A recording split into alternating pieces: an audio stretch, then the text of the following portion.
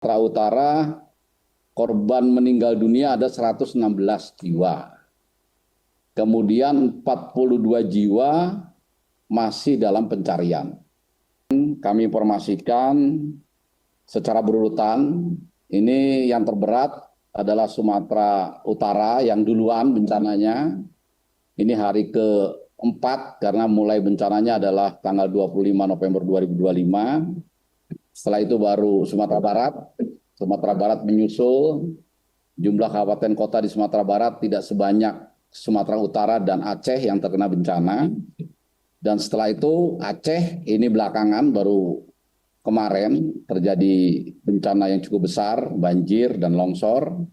Ini akan kami sampaikan secara rinci.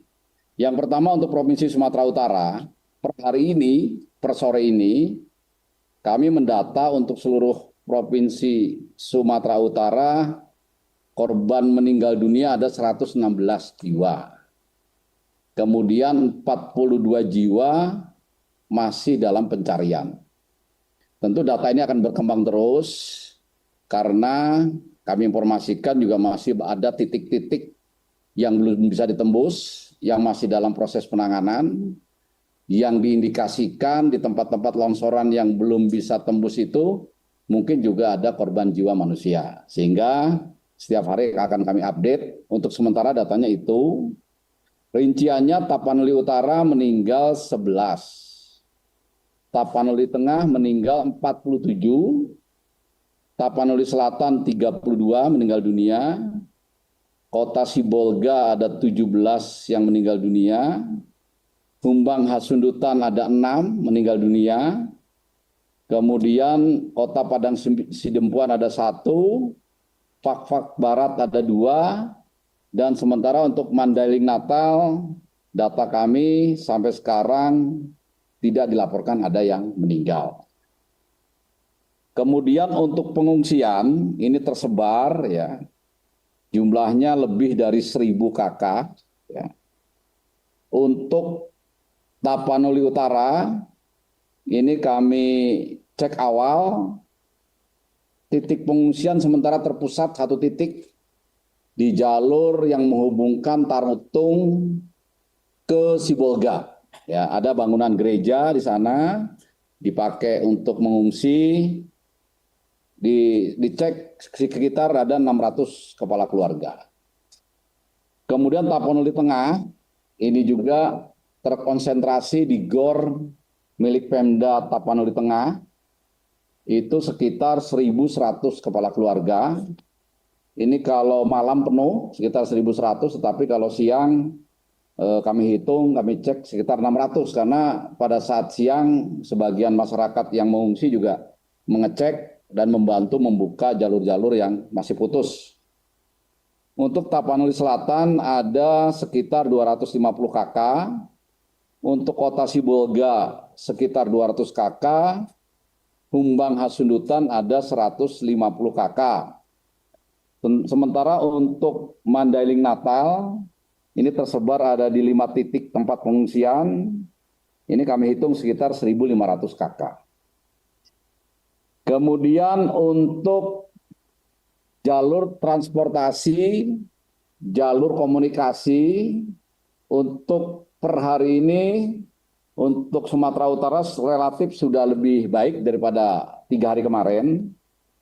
Yang pertama yang masih terus kita berusaha tembus adalah jalur dari Tapanuli Utara atau Tarutung menuju Sibolga.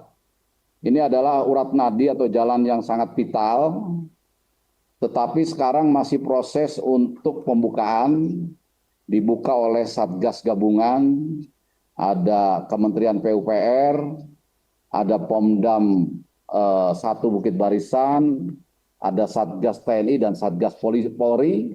Di situ bahu-membahu sedang bekerja dari mulai kemarin dan hasilnya per hari ini lebih dari 10 km yang sudah dibuka. Target kami kalau hari ini, malam ini tidak tembus, besok kami akan usahakan untuk tembus sehingga jalur transportasi dari Tapanuli Utara ke bawah ke Sibolga ini bisa segera pulih. Kemudian untuk dari Tapanuli Selatan, dari Sipirok menuju Medan, ini juga masih tertutup, ya, ada 2 titik. Ini juga kami usahakan untuk ditembus. Kemudian di Tapanuli Tengah, jadi kami informasikan rekan-rekan media, untuk Sumatera Utara, kabupaten yang paling parah terdampak bencana ini adalah Tapanuli Tengah. Ini dari Sibolga, ini belum bisa tembus, karena ada beberapa jalan dan jembatan yang putus. Tetapi tadi pagi Satgas TNI Polri sudah bisa masuk menggunakan sepeda motor, menggunakan jalan kaki, artinya kebutuhan masyarakat yang terdampak yang kurang lebih 1.100 kakak ini secara bertahap kita bisa berikan.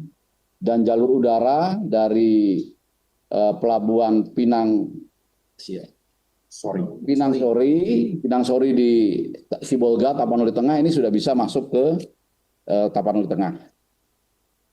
Kemudian di Mandaling Natal, ini juga ada beberapa titik yang masih terputus, antara lain dari Singkuang menuju Tabuyung ada 2 titik, kemudian Tabuyung menuju Pasar Natal belum bisa diakses mobil, dan ada beberapa rincian lagi, nanti rinciannya akan saya berikan ke rekan-rekan media.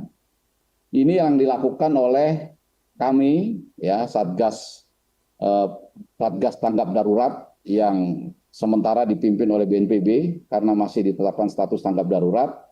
Ini yang berusaha terus kami pulihkan untuk jalur-jalur transportasi ini.